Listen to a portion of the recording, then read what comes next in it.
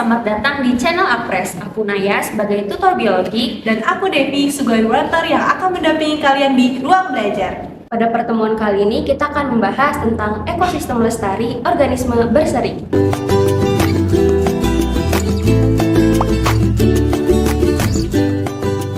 Assalamualaikum warahmatullahi wabarakatuh. Kita bertemu kembali pada pertemuan ke-14. Kali ini kita akan membahas tentang ekosistem lestari organisme berseri. Nah, sebelum masuk kita harus tahu apa itu ekosistem. Kalau kita lihat dari gambar ini, ekosistem merupakan sebuah ruang interaksi yang terdiri dari komponen biotik dan abiotik. Biotik itu makhluk hidup seperti manusia, hewan, tumbuhan, mikroorganisme, dan lain-lain. Sedangkan abiotik, dia itu komponen yang tidak hidup tapi fungsinya menunjang komponen biotik. Misalnya air, udara, tanah, ataupun misal pecahan kaca dan lain sebagainya, intinya yang dia itu tidak hidup. Nah, ekosistem ini punya proses gitu, punya banyak proses dan di sini disebutin ada aliran energi dan juga ada siklus materi gitu dari ya. Terus ekosistem juga berfungsi sebagai regulasi, pengatur ataupun produksi gitu. Suatu sarana untuk menghasilkan sesuatu. Dan dia juga dapat memberikan servis gitu atau memberikan jasa, dapat berupa pangan ataupun rekreasi. Selanjutnya ada ancaman terhadap kelestarian ekosistem. Nah, jadi ada suatu kejadian alami, baik itu bencana maupun kerusakan lingkungan, dan dua-duanya ini saling berhubungan. Ada juga aktivitas manusia yang dapat menyebabkan bencana dan kerusakan lingkungan ini. Nah, antara manusia dan lingkungan itu ada hubungannya juga. Manusia punya kebutuhan dan keinginan, sementara lingkungan punya daya dukung dan juga daya lenting atau kemampuan pemulihan. Dan di antara keduanya melibatkan waktu. Waktu yang tidak sebentar. Waktu yang tidak sedikit. Ancaman terhadap kelestarian ekosistem. Dalam hal ini kita mengambil contoh global warming atau pemanasan global. Nah, jadi bumi itu dia mengeluarkan radiasi inframerah nih, infrared. Dia itu harusnya tembus ngelewatin atmosfer, tapi sebagian besar itu ketahan di atmosfer. Kenapa ketahan? Karena ada gas rumah kaca yang menebal gitu. Harusnya lapisan gas rumah kacanya ini tipis, jadi infrarednya ini bisa nembus sampai keluar angkasa. Tapi karena GRK atau gas rumah kacanya ini tebal, jadi infrarednya itu sebagian besar dipantulin lagi ke bumi. Nah, infrared ini bikin panas, dan selain bikin panas ke lingkungan, dia juga punya efek yang bahaya buat manusia. Dari yang aku baca, infrared itu bisa nembus jaringan kulit kita yang terdalam, jadi dia bisa ngerusak kolagen. Terus juga kalau ke mata dia akan nembus retina, menyebabkan kabut gitu ya pandangannya, dan akhirnya katarak, seperti itu. Terus ada juga matahari, dia kan punya radiasi nih. Nah, radiasinya ini ada yang diserap dan ada juga yang dipantulkan. Nah, tapi pas dipantulin dia ketahan juga gitu, ada yang ketahan, ada yang keluar gitu. Nah, ketahannya gara-gara tadi gas rumah kaca itu, dan akhirnya radiasi matahari ini menggerakkan sistem iklim. Ada sumber emisi gas penyebab efek rumah kaca. Nah, di sini kan ada tiga sumber penghasil emisi gas terbesar. Di sini kan annual ya, berarti rata-rata tahunan gitu. Nah, di tingkat pertama itu ada pembangkit listrik. Dia menyumbang sekitar 1/5-nya gitu, atau 21,3%. Nah, kenapa sih kok pembangkit listrik? Jadi gini, pembangkit listrik di dunia itu kita masih pakai batu bara. Batu bara dibakar dan akhirnya menghasilkan listrik. Nah, pembakaran batu bara ini itu menghasilkan CO2. Karena kan batu bara itu karbon ya bentuknya gitu. Nah, makanya di sini jenis gas terbanyak yang diemisikan atau dibuang gitu, dikeluarkan, itu ada CO2 atau karbon dioksida sebesar 72%. Nah, gas ini tadi yang menyebabkan penebalan gas rumah kaca yang di sini gitu. Makanya infrared dia nggak bisa nembus semuanya gitu. Lalu kedua ada proses industri yang kayak pabrik-pabrik itu, ada juga bahan bakar transportasi gitu. Malah dia lebih bahaya karena mengeluarkan CO atau karbon monoksida yang dapat berikatan dengan hemoglobin kita. Nah, terus jenis gas terbanyak yang diemisikan yang kedua ada metana CH4 dan juga ada nitrogen oksida. Nah, kita mulai masuk ke konservasi. Pertama, kita akan membahas endangered species sama threatened species. Endangered itu spesies yang berada dalam bahaya kepunahan. Nah, contohnya ada badak Jawa, orangutan Sumatera, dan juga harimau Sumatera. Dan status konservasinya ini butuh upaya konservasi yang benar-benar intensif gitu untuk mencegah kepunahan. Nah, sementara kalau threatened species itu dia spesies yang dianggap cenderung menjadi langka di masa yang akan mendatang gitu. Contohnya ada gajah Sumatera, ada komodo, penyu belimbing dan lain sebagainya. Dan status konservasinya ini butuh upaya konservasi untuk mencegah penurunan populasi lebih lanjut dan meningkatkan statusnya. Jadi kalau secara gampangnya gitu, endangered species itu lebih terancam punah, benar-benar kayak bahaya banget gitu. Ada juga koridor. Jadi fragmentasi habitat atau apa sih dibilangnya pemutusan, bukan apa ya? Oh, fragmentasi habitat atau bisa dibilang pemisahan habitat gitu. Dia menimbulkan patch yang terisolasi. Jadi kayak ada satu bagian yang benar-benar terisolasi gitu. Nah, kita berinovasi menciptakan sesuatu namanya koridor. Ini koridor, dia merupakan jalur penghubung antara habitat dengan patch yang terisolasi. Misalnya habitat aslinya di sini, terus ada patch yang terisolasi di bagian sini, gitu. Dan koridor aktivitas buatan manusia ini kadangkala bisa membantu persebaran dan keberlanjutan populasi. Nah, selain membentuk koridor, kita juga bisa membentuk biodiversity hotspot. Jadi dia itu bentuk kawasan lindung, fungsinya untuk memperlambat kehilangan biodiversitas dengan mencari biodiversity hotspot. Jadi apa sih biodiversity hotspot itu? Jadi dia suatu area yang relatif kecil dengan jumlah spesies endemik yang banyak. Spesies endemik itu maksudnya spesies asli yang emang benar-benar dari kawasan itu dan adanya di kawasan itu aja, nggak ada di kawasan lain-lain. Cuma ada satu gitu di dunia. Dan terdapat juga sejumlah besar endangered dan threatened species.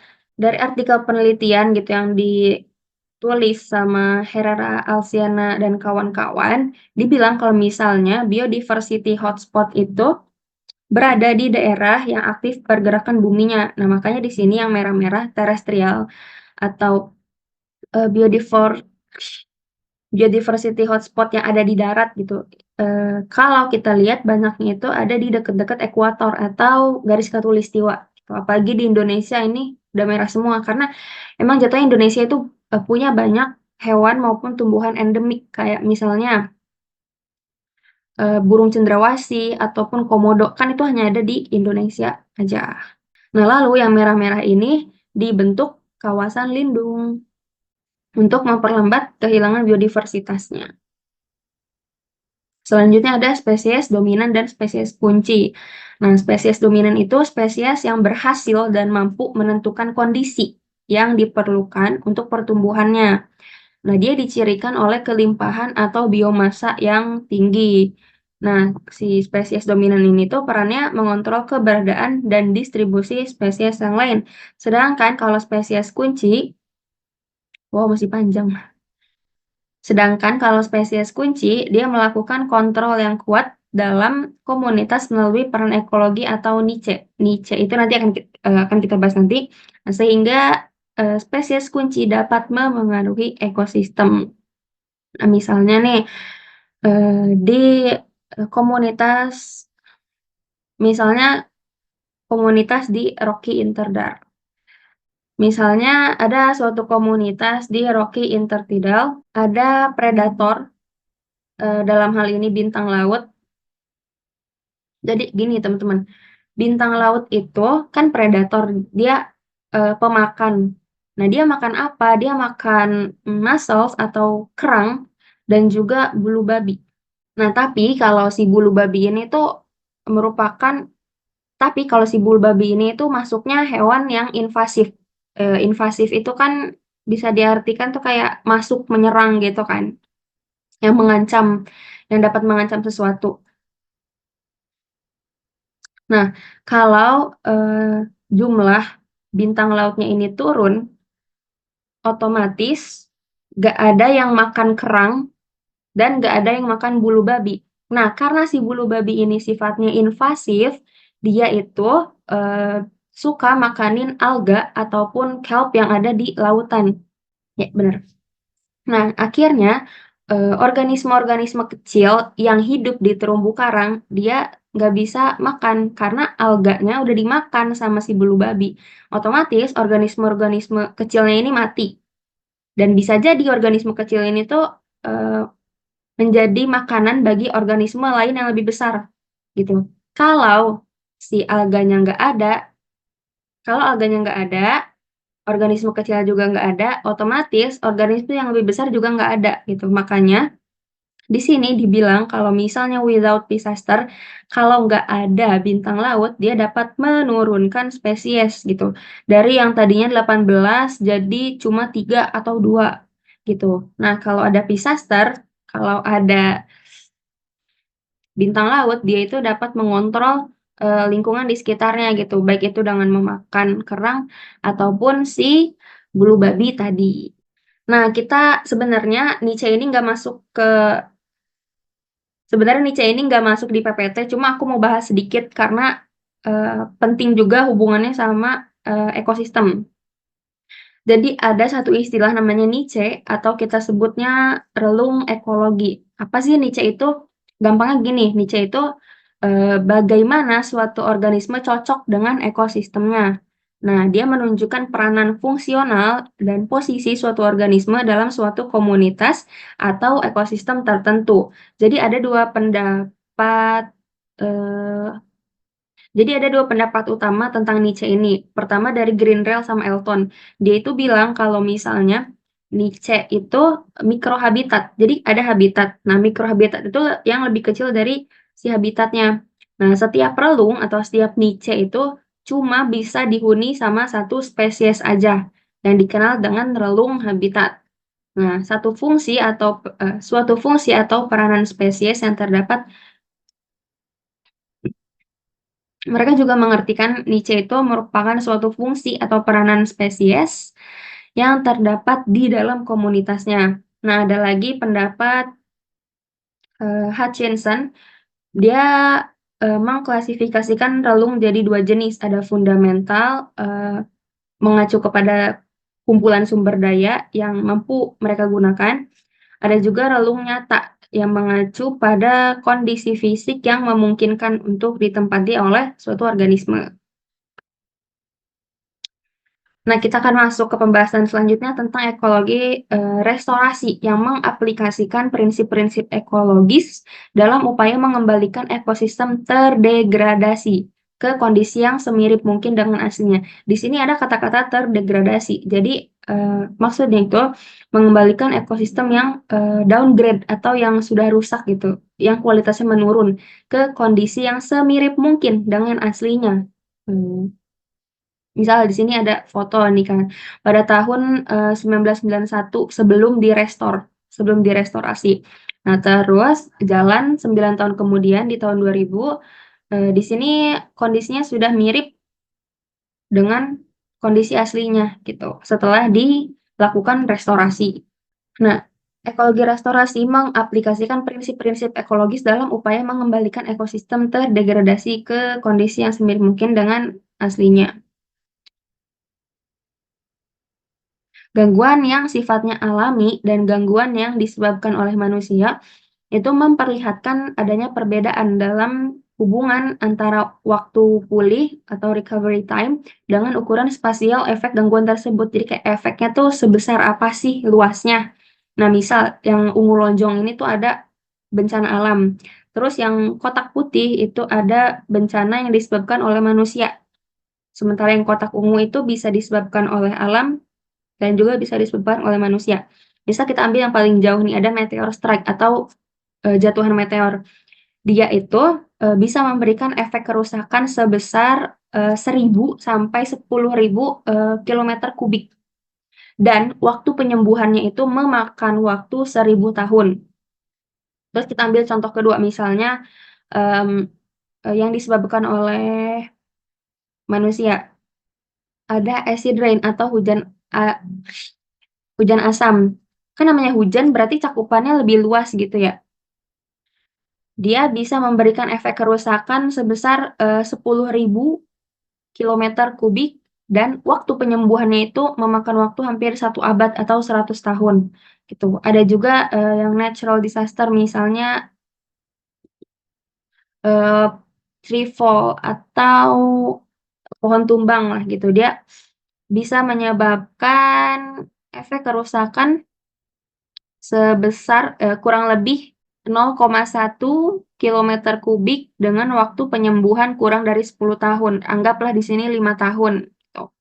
Satu asumsi dasar dalam ekologi restorasi adalah sebagian besar ekosistem yang mengalami gangguan bersifat reversible atau dapat kembali, kayak bolak-balik gitu.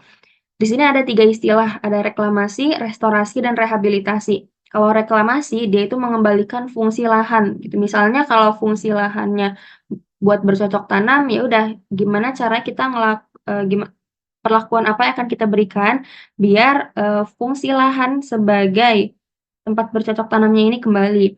Ada juga restorasi yang lagi kita bahas, dia itu mengembalikan ekosistem ke kondisi asli, benar-benar kayak asli awal nol gitu.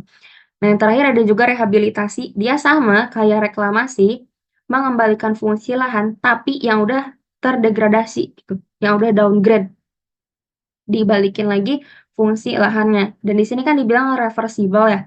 Jadi kalau teman-teman lihat di sini ada 2 panah gitu. Jadi dia bolak-balik gitu. Ini misalnya ada ekosistem yang sudah terdegradasi, yang sudah rusak gitu, yang sudah menurun lah kualitasnya. Dia pertama, dia direhabilitasi dulu, dibalikin dulu fungsi lahannya, terus habis itu dia direstorasi, dikembalikan ke kondisi awal, ke kondisi nol yang benar-benar bersih, sehat gitu, sempurna, dan akhirnya jadi original ekosistem atau ekosistem asli.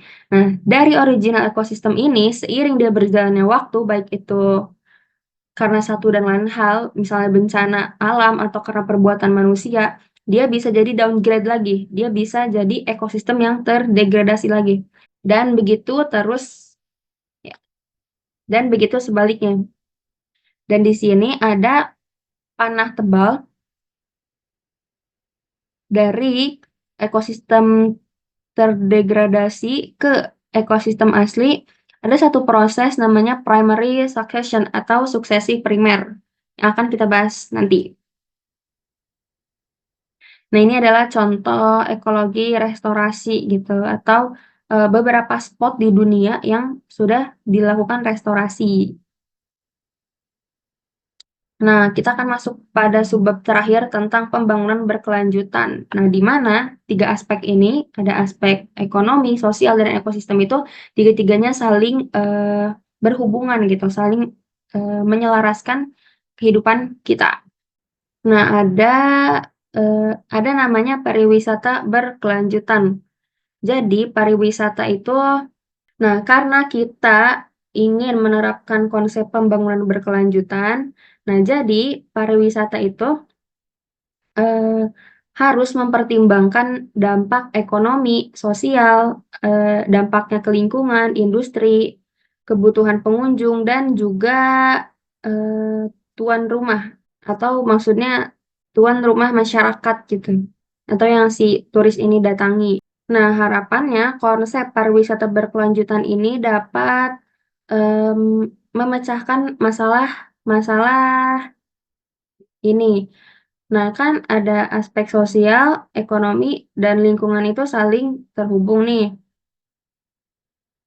Di bagian environmental atau lingkungan itu ada masalah depletion atau menipisnya sumber daya alam dan juga degradasi ekosistem.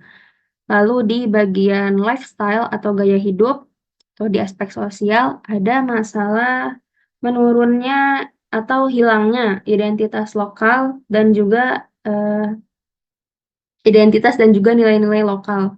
Selain itu ada juga perilaku buruk atau negative attitude gitu. Attitude yang buruk dari eh, dari si tuan rumah dari si tuan rumah. Lalu di bagian sini ada aspek ekonomi, di mana dia dapat memicu terjadinya inflasi yang ada di sekitar wilayah pariwisata. Contohnya itu penyewaan atau penjualan barang dan juga jasa. Nah, pariwisata itu diibaratkan kayak koin gitu, itu side of coin. Dia punya force of destruction, jadi kayak kekuatan buat menghancurkan. Tapi di sisi lain dia juga punya kekuatan untuk kebaikan gitu, force for good in the same time, di saat yang bersamaan. Ada juga dinamika populasi. Misal ada organisme yang melahirkan, akhirnya dia jadi satu kelompok. Nah, lalu ada juga dinamika populasi. Di sini ada kelahiran, lalu setelah dewasa dia membentuk suatu kelompok, dan bisa juga dia mati gitu. Di sini di gambar ini dia dimakan sama elang. Ada juga hewan yang datang atau muncul karena imigrasi gitu. Dia datang dari satu tempat, akhirnya dia gabung ke kelompok ini, terus dia pergi keluar, meninggalkan kelompok ini, dan disebut emigrasi. Ada juga live tables. Jadi intinya fungsi tabel ini tuh dia eh, ngasih rangkuman gitu, summary tentang populasi kehidupan satu organisme yang didasarkan pada usia gitu. Nah, misalnya di sini dia akan menyajikan data proporsi antara laki-laki dan wanita yang hidup pada setiap umur. Nah, di sini tuh. Selain itu, ada juga model pertumbuhan ekologi dengan jenis logistic growth model. Nah, dalam model pertumbuhan populasi logistik ini, tingkat kenaikan kapita per tahun itu menurun seiring dengan tercapainya daya dukung atau carrying capacity. Nah, jadi logistic growth model ini tuh diawali sama model eksponensial yang warnanya biru ini.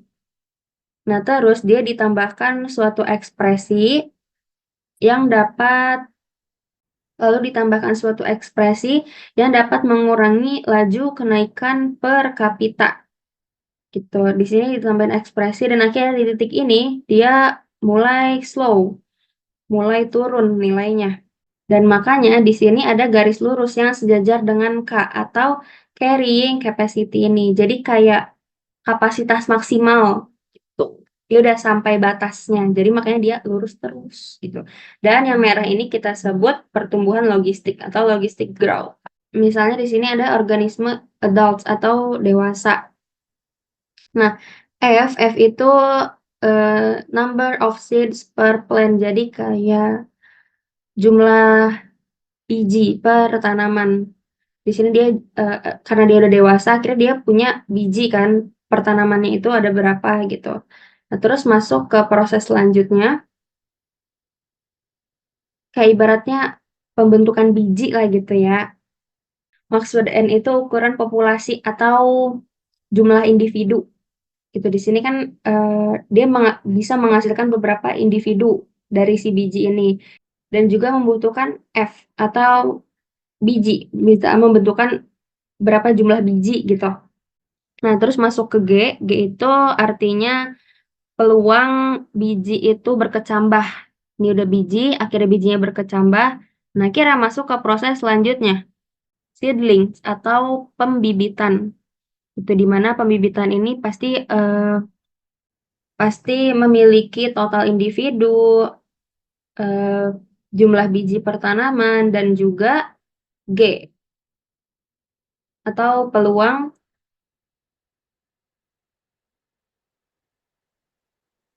bijinya berkecambah. Nah, setelah dari proses pembibitan, dia masuk ke E, di mana E ini artinya peluang untuk si bibitnya ini establish, jadi kayak tumbuh gitu, tumbuh menjadi organisme dewasa gitu. Ada juga hewan, ada juga organisme dewasa, dia mengalami P. P itu maksudnya peluang dia bertahan hidup. Kalau dia berhasil bertahan hidup, akhirnya eh, organismenya bertambah gitu, organisme dewasanya bertambah. Maka di sini dibilang NT plus 1, jadi nambah 1 gitu. Total individunya atau ukuran populasinya.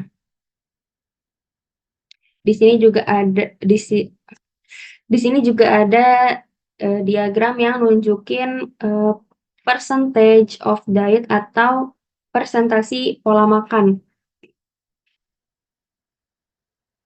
Misal di bulan Januari ada 58 burung. Nah, sebesar 50% ini dia makan plover. Lalu 30% dia makan legum, tumbuhan legum. Lalu sekitar 10% memakan weed leaves, 10% memakan ini, dan seterusnya gitu begitu sampai bulan Desember. Ada juga risiko, ya risiko lingkungan nggak sih, environmental risk. Selanjutnya ada juga resiko lingkungan. Nah, di sini ada diagram lagi. Nggak diagram sih dibilangnya. Nah, di sini ada satu gambar yang menunjukkan tingkat keparahan gangguan. Nah, semakin ke sini, itu berarti tingkat keparahan si gangguannya itu semakin tinggi gitu. Atau berapa persen bahan organik yang ada di ekosistem itu dihilangkan. Nah, di sini ada 3 keadaan, ada kayak ibaratnya 3 fase gitu. Di sini ada steady state atau stabil lah, keadaan stabil. Fase kedua udah masuk ke suksesi sekunder, dan fase ketiga udah masuk suksesi primer. Kita ambil contoh fire atau kebakaran. Ya mungkin dia bisa menghilangkan sekitar 50% bahan organik gitu, atau tingkat keparahannya tuh 50%. Dan dia ada di range, kalau kebakaran yang nggak parah-parah banget ya oke lah, masih bisa masuk di keadaan stabil. Tapi kalau dia udah sampai 50%, berarti dia udah masuk ke fase kedua atau suksesi primer gitu. Kita ambil contoh lain, misalnya mining and wars atau penambangan dan perang. Dia bisa ngasih persentase bahan organik yang dihilangkan itu hampir 100%, ya hitunglah 95% gitu. Dan di sini kalau udah parah banget, dia bisa masuk ke fase ketiga atau suksesi primer. Dari tadi aku ngomong suksesi, apa sih suksesi gitu. Nah, jadi suksesi itu maksudnya proses tumbuhnya si organisme gitu. Suksesi primer, aku tulis di sini, belum ditemukan organisme. Katakanlah suksesi primer itu yang benar-benar dari nol banget, awal banget. Nah, di sini ada proses terjadinya suksesi primer. Awalnya di sini cuma ada batu-batuan aja. Terus masuk lagi ke tahap kedua, itu mulai tumbuh lichen. Lichen itu lumut kerak gitu, di mana lichen ini cuma bisa tumbuh kalau lingkungannya itu bebas dari polusi. Nah, dia masuk lagi masih ke organisme perintis ya, Eh, pionir. Apaan sih? Di sini masih masuk kategori spesies pionir atau perintis gitu. Di sini mulai muncul tanaman tahunan, muncul lagi, dia semakin berkembang, udah masuk intermediate dan akhirnya mencapai klimaks gitu atau maksimal atau lingkungannya udah sempurna, udah tumbuh-tumbuhan. Nah, sementara kalau suksesi sekunder, di sini kan aku bilang ada organisme yang tersisa. Di sini misal kebakaran. Nah, ini masih ada organisme tersisa, beda sama suksesi primer. Ini benar-benar nggak ada organisme sama sekali kecuali batu gitu. Lichen aja tumbuhnya setelah bertahun-tahun kemudian gitu. Di sini masih ada organisme, muncul juga organisme perintis, dia semakin berkembang, masuk ke intermediate dan akhirnya sampai di fase klimaks. Di sini suksesi primer itu makan waktu lama banget banget banget. Bahkan di sini ditulisnya ribuan tahun, beda kayak suksesi sekunder, ya paling ratusan tahun aja. Selanjutnya ada konsep ekologi dalam pariwisata. Nah, gimana caranya? Pokoknya si pariwisatanya ini tuh tetap menjaga lingkungannya gitu.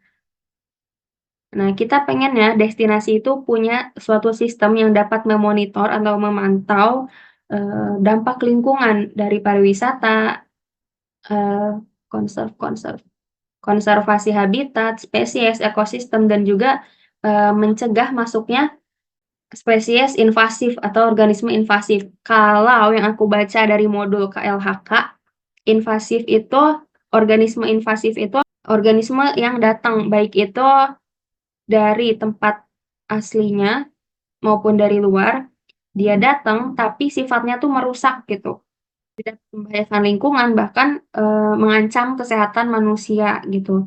Dan organisme invasif ini tuh ditularin bisa dari barang, bukan dari makhluk hidup aja. Di sini juga ada metapopulasi, yang artinya sekumpulan populasi dari satu spesies yang terpisah secara spasial dan berinteraksi pada tingkat tertentu.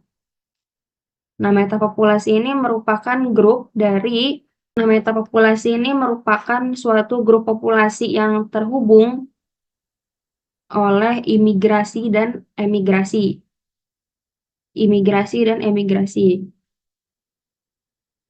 Nah, tingkat imigrasi yang tinggi lalu dikombinasikan dengan tingkat survive atau tingkat bertahan hidup yang lebih tinggi, dia dapat menghasilkan stabilitas populasi yang lebih baik. Nah, ada juga istilahnya itu kekayaan spesies dan kelimpahan relatif spesies. Nah, misal di komunitas satu, kita namakanlah yang hijau ini pohon A. Dia itu totalnya ada 5 dari 20 pohon. Jadi kalau kita hitung persentasenya itu 25%. Terus ada juga pohon B yang warnanya agak abu, kita hitung sama dia totalnya itu 5 dari 20.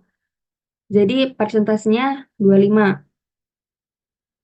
Dan begitu seterusnya sama kayak pohon C dan juga D. Nah, sementara kalau kelimpahan relatif spesies itu sama gitu. Kita juga ngitung total pohon yang ada di komunitas ini dibagi dengan semua jenis organisme gitu yang ada di komunitas, lalu dikali 100%. Nah, sebagai penutup gitu di slide terakhir, restorasi ekologi ini ada hubungannya dengan SDGs gitu, dengan 3 dari 17 aspek SDGs. Nah, di mana pariwisata ini dia berkontribusi gitu terhadap tujuan nomor 8, 12, dan 14. 8 itu mendorong pertumbuhan ekonomi yang berkelanjutan, inklusif, lapangan kerja yang penuh dan produktif, serta pekerjaan yang layak untuk semua orang gitu. Lalu ada poin yang ke-12, memastikan konsumsi berkelanjutan dan pola produksi, dan terakhir yang ke-14 yaitu melestarikan dan memanfaatkan lautan secara berkelanjutan untuk pembangunan berkelanjutan. Nah, kita sudah selesai. Kurang dan lebihnya mohon maaf. Kalau ada kesalahan boleh banget benerin di kolom komentar ya teman-teman, karena aku juga masih belajar. Sekian dari aku, terima kasih. Wassalamualaikum warahmatullahi wabarakatuh. Sekian video pembelajaran kita kali ini. Semoga bermanfaat. Jangan lupa like and share ke teman-teman kalian. Semangat belajar and see you on the next video.